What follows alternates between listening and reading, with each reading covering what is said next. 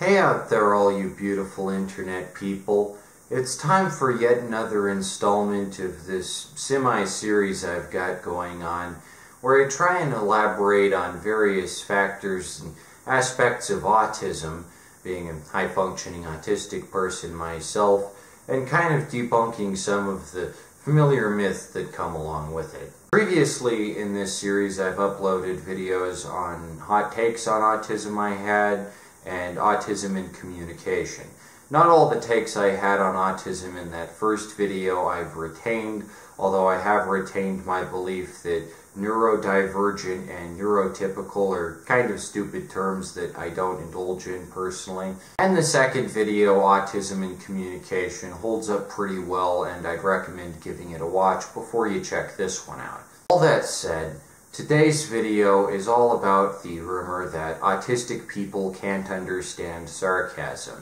I have no idea where this myth originated or who started it. Wow, Nick, another one of these stupid videos about autism where you ramble on pretending like you understand a goddamn thing about autism, even though you're not a licensed psychiatrist and you have high-functioning autism. And a lot of autistic people have more severe conditions than you do. Brilliant, Nick. Wow, you're doing such a great job. See, right there, there's an instance of an autistic person using sarcasm. Albeit against myself, of course, but the point stands. Why exactly is it assumed that autistic people can't detect or pick up on a sarcastic tone? Recently, I was browsing through YouTube and I came across a video by a YouTuber named Fab Socialism. It was about HelloFresh and it was pretty good. I don't like HelloFresh myself. I don't prefer meal delivery kits. I prefer stuffing my body with salted nut rolls and squirt. But in this video, Fab Socialism essentially gives a raunchy takedown of HelloFresh, their corrupt business practices, their horrible working conditions, etc. And I thought it was a pretty good video. I looked in the description, and instead of a normal description, what Fab Socialism has got going on is basically a little code with all these letters that they'll put up in the corner whenever they're joking, or half-joking, or are serious, or are parodizing something. Supposedly for the neurodivergent people that watch these videos as a little like tone indicator, as whenever Fab Socialism is making a little joke, a little ha-ha, a little funny. I see a statement like this as particularly bizarre, the same way I see an epilepsy warning before a psych rock music video, considering that psych rock is a genre that more often than not is extremely trippy and fast-paced to be bizarre. There's a fine line, I think, between accommodating so-called neurodivergent people and being condescending to them. I don't need a video description to serve as a wheelchair ramp. That's what this feels like, to me at least. It feels like pandering from someone who doesn't have this condition and doesn't understand it, has never had to cope with it or work their way through it, but feels the need to point out whenever they're making a joke for whatever reason. Even though, from everything I've seen, from first-hand experience with actual autistic people don't have issues comprehending humor in the slightest. Every now and again, and I know this is only anecdotal evidence and I don't work for the American Psychiatric Association and I haven't gone to college, so I can't conduct a complete, accurate survey of autistic people for you. Every so often I'll be speaking to someone who has autism. I know they have autism. They've been very upfront about having autism, the conditions, the symptoms, the things that come along with it, and it's very similar to what I've got going on. And they'll be like, damn, I have such good comedic timing. Whenever I'm talking to a group, or I'm making some jokes, or I'm trying to be funny or a little out there, I have such good comedic timing. This is my bag. This is my jam. How is that possible when I have autism? Autistic people aren't supposed to be able to recognize basic comedic traits like sarcasm. And to that I say, why would you assume that you're unable to perceive sarcasm just because you have autism? I think there's a big difference between acknowledging that maybe stuff like that often comes along with autism and assuming that just because you have autism, you're literally unable to detect sarcasm, which is a pretty tall order. That's a pretty big claim to make. And it might end up being internalized when it doesn't need to be, functioning as a sort of psychosomatic symptom in someone who otherwise would understand a sarcastic tone. They might willfully block that off because, assuming they're autistic, they don't think they need to detect a sarcastic tone or detect any tones, and they just don't work on that part of their brain so much. I, for one, think this is a problem. I think if you're autistic, you should at the very least try to detect a sarcastic tone wherever and whenever you can to develop that aspect of your personality. I think it's pretty important from an evolutionary and biological perspective to be able to distinguish between when someone is joking and when someone is serious, between when someone is saying the house is on fire as a joke and when someone is actually saying the house is on fire. That's a pretty important thing to notice. Now I'm going to, from my limited autistic perspective, try and explain various comedic stylings. Keep in mind, this isn't a complete list of all the ways that you can possibly be funny. Comedy is a very multifaceted mode of expression with a ton of technique and different terminology used. But these are three styles of comedian that I think are pretty common and that you've probably noticed at one point or another. The first style of comedian is the ironic comedian. This style was pioneered by Andy Kaufman back in the 1970s, and ever since then it's become increasingly stale and cliché. Newer entrants in the genre, like Sam Hyde or Filthy Frank or Tim Heidecker or Eric Andre, basically act like dipshits and then are surprised when people respond to them being dipshits and they're like, "Am I a Nazi? You probably wouldn't be able to tell because I'm clever and I'm joking about being a Nazi." That's basically what irony is, and you can further subdivide it into post-irony and meta-irony and a bunch of other shit that millennials think is really clever, and Gen Zers like myself are kind of fucking sick of. We want something more authentic and down-to-earth and real, and we're extremely tired of people like Sam Hyde who go on Adult Swim, shout offensive shit, and then leave and are like, "I'm such a genius for saying offensive shit." And of course you have Sam Hyde's new venture, Fish Tank. When will this grime goblin just stop being relevant and go back to the sewers from whence he came? I'm so tired of this ironic style of comedy. I want to gouge my eyes out with a fucking screwdriver. Of course, ironic comedy isn't all bad. Some of the trailblazers of the medium, like Andy Kaufman, as I said, who's basically a fucking genius and is always funny, and you should always go back and revisit his bits for an idea of how to do ironic comedy well and not become the next fucking Tim Heidecker, the next bland, boring, repetitive, middle-aged white guy who jokes about how awkward and white they are. This style of comedy is getting fucking tiresome. Another example of a competent ironic comedian would be like Tom Green.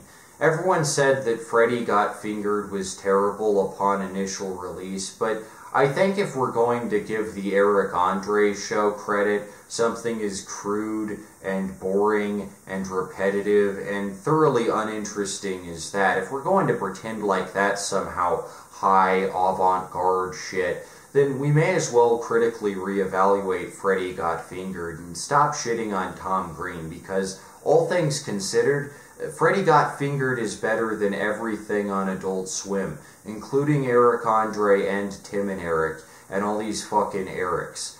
Tom Green paved the way. I think it's high time that society give Tom Green his fair credit and his due. These days, Tom Green is sort of an ironic comedy messiah, if that makes sense. Very few can match his level of excellence. And god damn it, I'm just gonna come out and say it, I like Tom Green. He's funny. Good example of ironic comedy done correctly before fucking Eric Andre came in and loused all this shit up. The second branch of comedians are the sarcastic comedians. Sarcasm differs from irony in that instead of pretending to be this mysterious dipshit, like, say, J-Reg, one of the most obnoxious ironic comedians in years, who's like, "You don't know what my political affiliations are. Aren't you pissed about that? I'm Canadian." Unlike that, where the objective is just to upset and anger the audience by being as obtuse a dipshit as possible, the sarcastic comedian will generally be a bit more acerbic, pretty wry, pretty damn caustic, but more often than not, you can tell what the sarcastic comedian means just by listening to what they say and then determining, oh, they mean the opposite of that. Because at the end of the day, that's what sarcasm is. A great example of a sarcastic comedian that you're probably aware of would be David Spade. David Spade is a master of backhanded compliments and insults, and every single role he's in is pretty much the same, in that he weaponizes sarcasm to make fun of everyone around him. In Tommy Boy, for instance, he serves as Chris Farley's foil by constantly pointing out at every available opportunity how stupid and dumb and wrong Chris Farley's character Tommy is, in a really snarky, dipshit kind of way. But he's a likable dipshit because you can tell that he's not hiding behind this ironic, smug veneer. He's not a fucking hipster, he's just an asshole. And that makes you like him because he's kind of honest and upfront about it. David Spade kind of exudes sarcasm and is probably the best example out there, but someone like Norm Macdonald also fits into this niche, I would say, which is not to say that all these comedians exclusively use sarcasm or irony. They switch between a couple different modes pretty often, but Norm Macdonald is also a great example of sarcasm in effect. A terrible example of a sarcastic comedian would be someone like Bill Maher.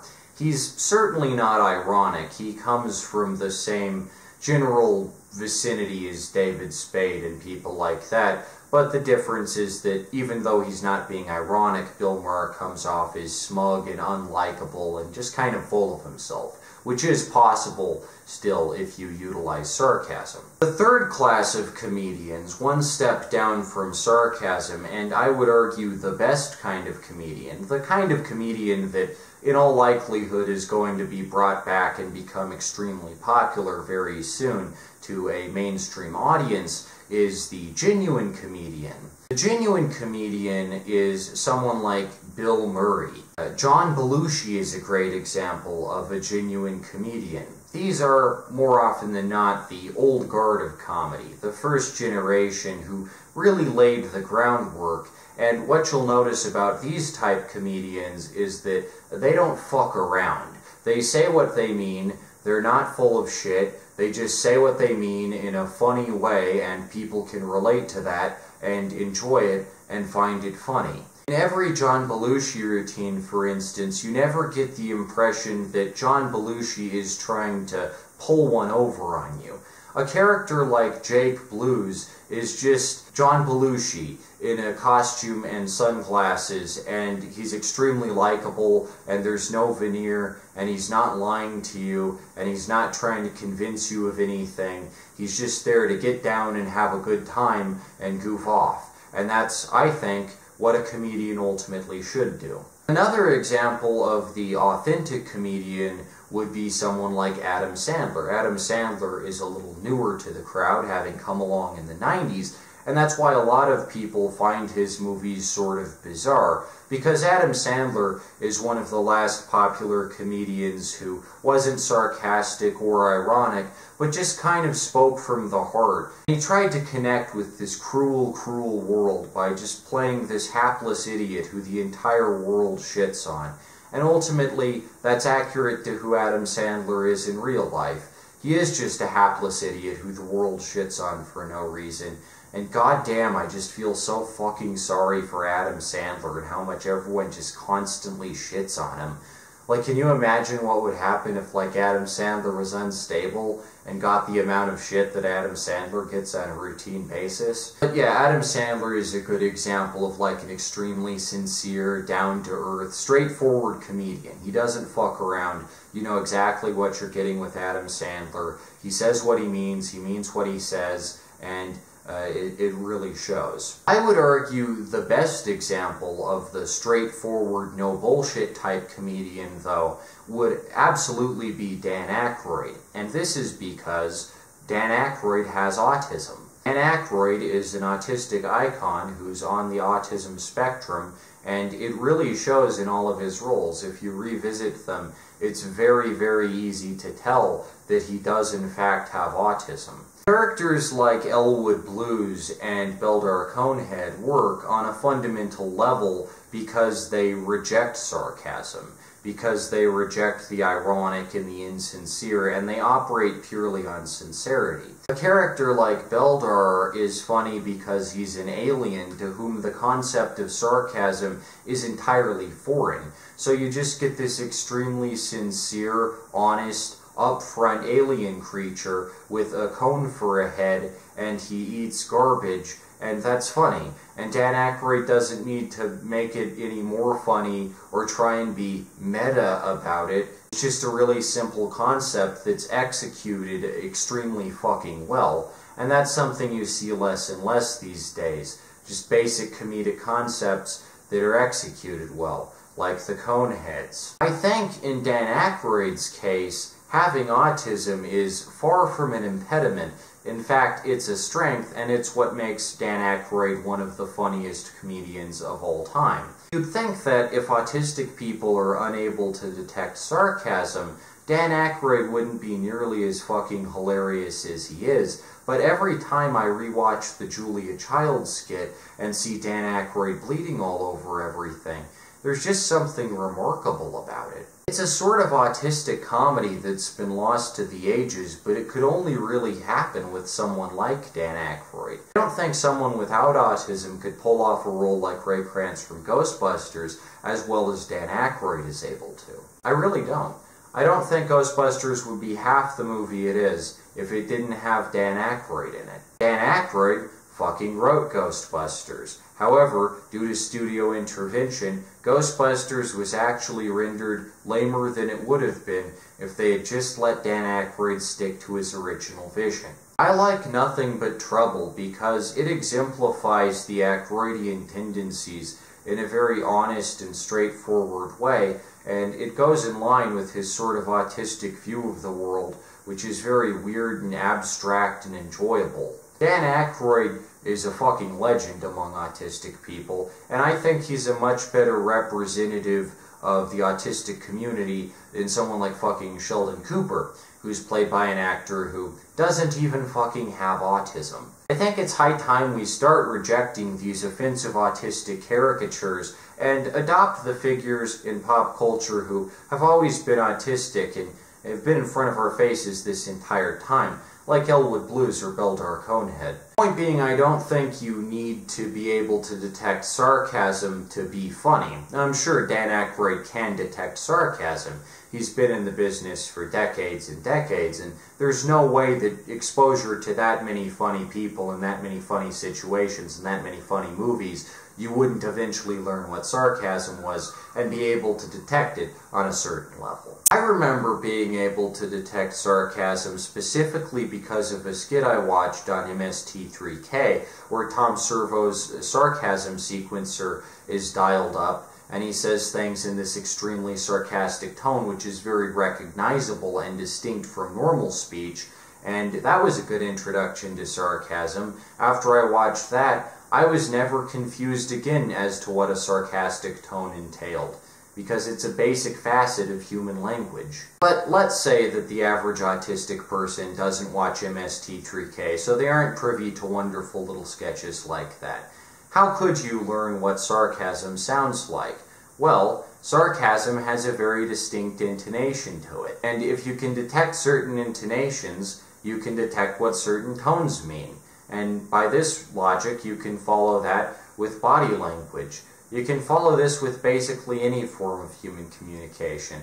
Just memorize the patterns and internalize them, and then you can start adopting them for yourself. Again, I can't speak for everyone, and I don't mean that everyone will be able to do this, but goddamn, it's worked for me.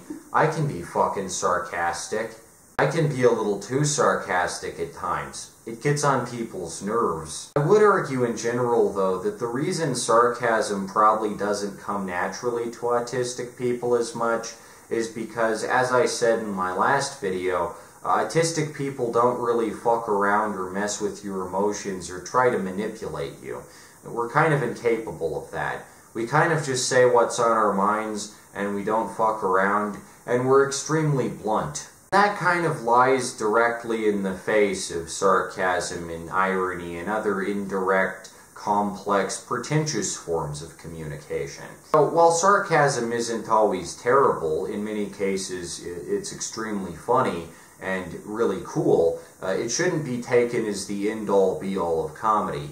There are way more ways to be funny, and autistic people have an extremely unique and interesting way of expressing humor that should probably be studied more and looked at more, because there's really nothing else like it. I've been told by a lot of people whenever I tell a joke or something that it's just an extremely unique, interesting type of surreal, abstract joke that nobody else would make or even remotely begin to understand, but somehow they get it because they're autistic. I think autistic people should definitely embrace careers in humor like stand-up comedy or sketch comedy if they feel a particular inclination towards that field, and shouldn't let any stupid rumors or myths or psychiatric institutions prevent them from doing so, or discourage them or limit them. I speak as one of America's foremost countercultural satirists. I maintain that my autism is vital in keeping me funny and wry and sharp and quick-tempered and interesting. Heck, you probably had a couple chuckles throughout this video. That's just how fucking hilarious I am. At any rate, I'm glad that my autistic genes prevent me from becoming the next Tim Heidecker, because that would be a fate worse than death. Anyway, this has been my little video about autism and sarcasm. I honestly have no idea why people assume that autistic people just can't detect sarcasm by default. That's a really weird thing to assume about people, and more often than not, I find that people without autism are usually pretty bad at telling when I'm joking, and just kind of get pissy about a joke I've made, and they're kind of assholes about it, and they're not autistic. Furthermore, I would say that there are barely any points in my entire life where I've taken a joke at face value or not been able to understand when someone is joking and been like, oh, you're too serious for me. I'm generally pretty lighthearted, and I'm able to take things in stride and rub it off my shoulders and, let things roll down my back. And I understand jokes. That's one of my main strengths, I would argue, is that I'm very good at making a humorous witticism. What do you think about this subject? Let me know down in the comments section, and I'll respond to you. And we can have a good old jamboree down there. Anyway, this has been my video about autism and sarcasm. Oh great, another fucking video, Nick. Fucking A1, man. You just keep pumping this garbage out. It's fucking lackluster garbage. Love to see it, Nick. It's so fucking clever and insightful, Nick. Wow.